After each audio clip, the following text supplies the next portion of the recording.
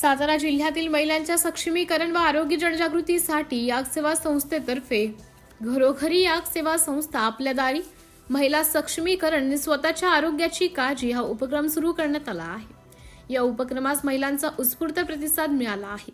उपक्रमाच्या पहिल्या दिवशी येरवळे व वारोंजी येथे कार्यक्रम घेण्यात आला। सातारा जिल्ह्यातील गावोगावी जाऊन महिलांना आरोग्याविषयी मार्गदर्शन करण्याचे ध्येय संस्थेने ठेवले आहे।